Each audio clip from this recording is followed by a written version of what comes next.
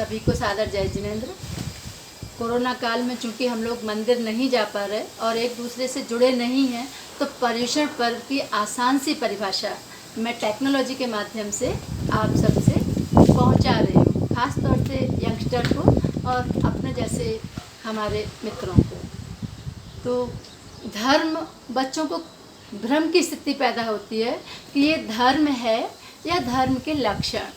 तो सबसे पहले मैं शब्द के अर्थ से जाऊं कि पर्युषण, परि माने चारों ओर से, और उषण शब्द का अर्थ होता है तपाना, गर्मी देना, त्याग, तपस्या करना।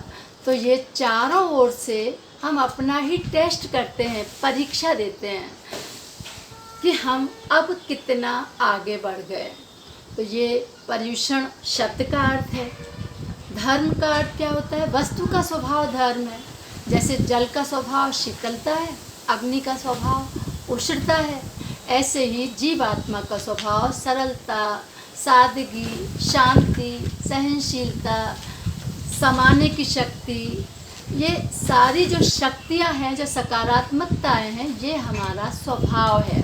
और स्वभाव के विपरीत हम संस्कारों के कारण या संगति के कारण चले जाते हैं। तो पर्युषण बार बार आके इन 10 दिनों में हम 12 महीने का टेस्ट लेते हैं, बिल्कुल उसी तरह जैसे स्कूल की परीक्षाएं देते हैं कि 11 महीने में हमने क्या पढ़ा, कितना आगे बढ़े, और फिर हम परीक्षा के द्वारा अपने आप को जांचते हैं, बिल्कुल अपना इवैल्यूएशन करते हैं। ऐसे ही इन 10 दिनों में हम देखते हैं कि हमने अपने अंदर के परिणामों में, शांति में कितना तरक्की की, कितना आगे बढ़े।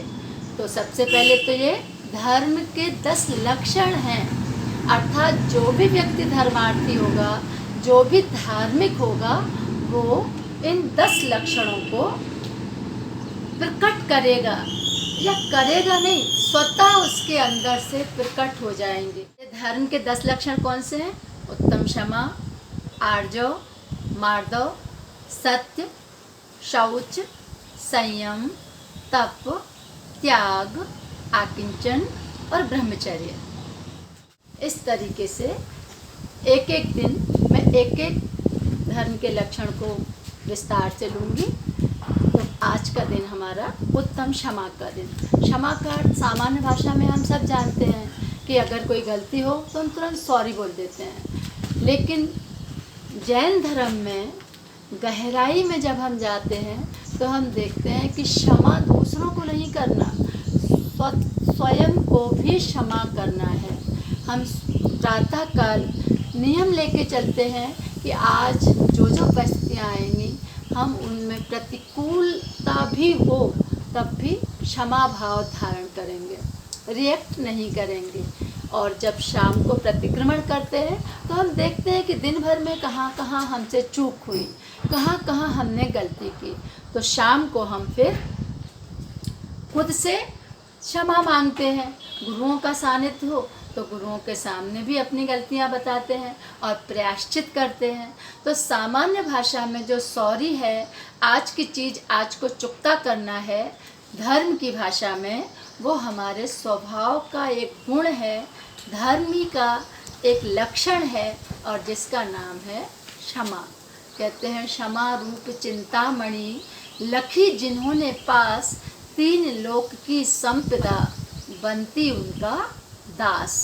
तो क्षमा करना दुर्बलता का लक्षण नहीं है, कमज़ोर का लक्षण नहीं है। क्षमा करना हमारे दिल की उदारता और विशालता को दिखाता है।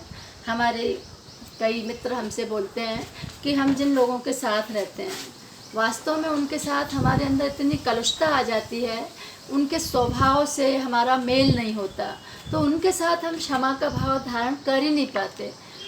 तो ये मानवीय स्वभाव है, कमज़ोरियाँ हमारे अंदर होती हैं।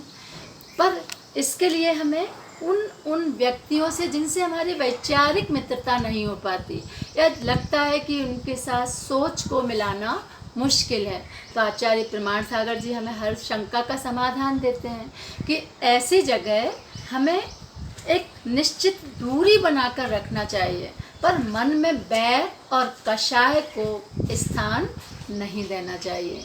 तो क्षमा के बारे में है। हमें लगता है बहुत अच्छी तरह से हम समझ रहे हैं कि अंदर से क्षमा का आना ज़रूरी है।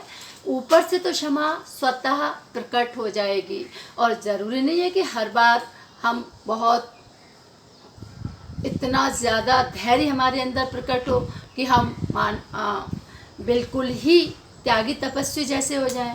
बिल्कुल नहीं है। हम सामान्यतः रिएक्ट कभी कभी कर सकते हैं, पर उसके बाद हम प्रायश्चित करते हैं। उसके बाद हमारी चिंतन की प्रक्रिया में सकारात्मकता आ जाती है।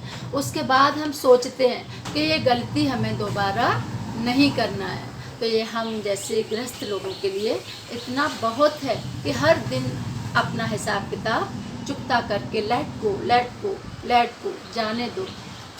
इस तरह से अपने अंदर क्षमा भाव को प्रकट करें। आज के लिए इतना ही। सभी को जय जिनेंद्र।